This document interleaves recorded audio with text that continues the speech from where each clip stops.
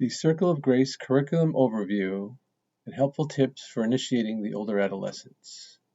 Hi, this is Dave Stagliano. Just wanted to give some pointers on what you might be able to do to start your Circle of Grace training for the young people.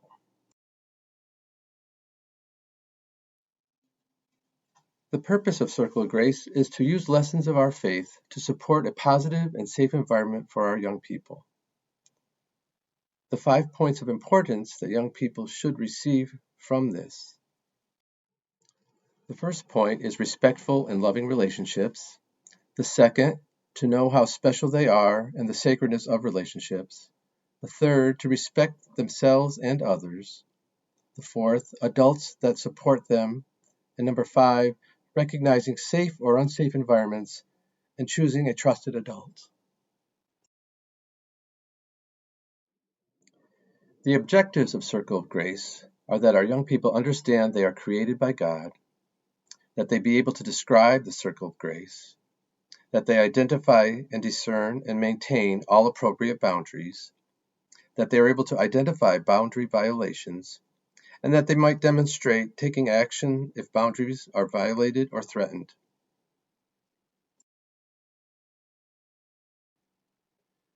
The main concept of Circle of Grace is knowing that God is always present, and we show this by using an action to help identify the Circle of Grace around us. That action begins by raising our hands above our heads and moving the arms slowly downward, extending them in front of you, then behind you, and reaching down to your feet and around you. Knowing God is in this space with you at all times.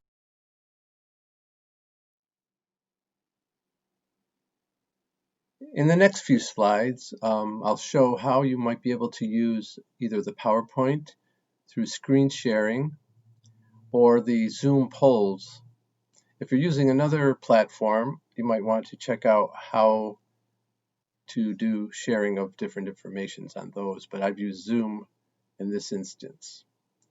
I've taken the pre-assessment questions and made basically a PowerPoint that drops in the answers as they're answered. You could use the chat box to have them interact with someone monitoring that. Hopefully more than one adult on the session can help monitor the questions and the chat answers. And I would say keep the groups relatively small if you have a larger group to offer this several times to make it easier to interact with the young people.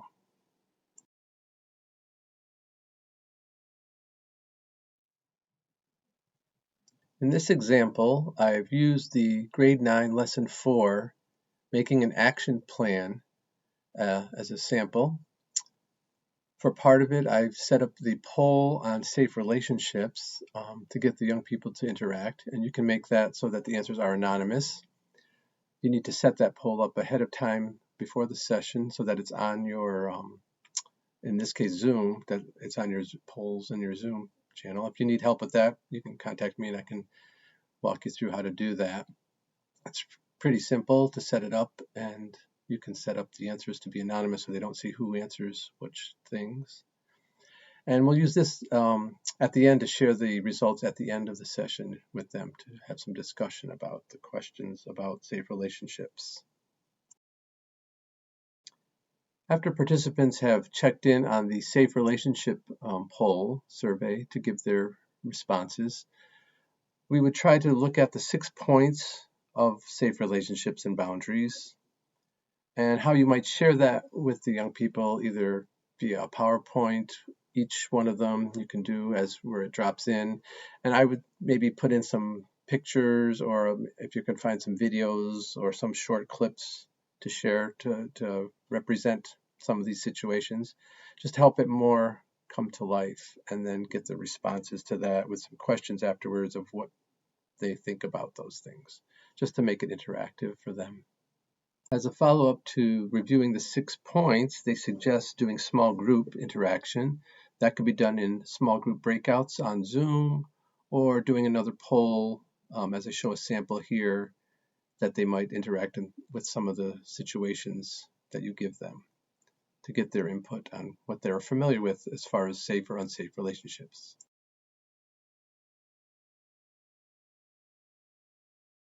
This next part of the grade 9 lesson 4 session on making a plan defines those initials to protect, listen, ask, act, and notify. I put together a PowerPoint where each of those would drop in, and then you can talk about each as they drop in. And then also follow up to that, ask the groups, either in small groups or individually, to put together their own initials, acronym for what their plan might be, where they could pick different actions that they might take.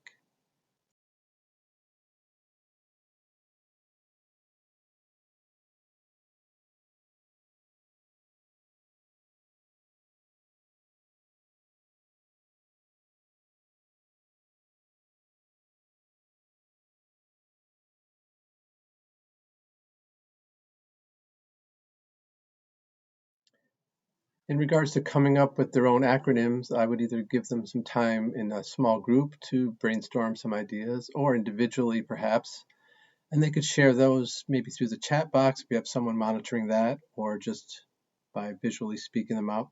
And using the whiteboard, if you know how to use that, I could show people how to use the whiteboard option where you could list them on a whiteboard and then make a group acronym perhaps with the initials given.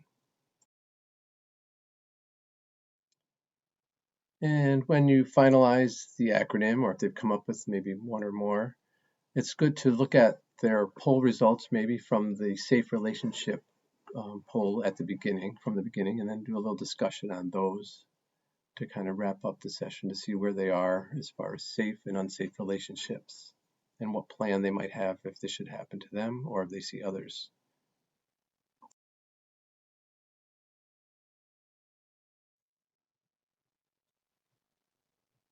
This final slide just shows some of the options on the screen sharing panel on the Zoom platform. You'll see the whiteboard. Then when you're screen sharing a PowerPoint, make sure that you have that open and ready to share.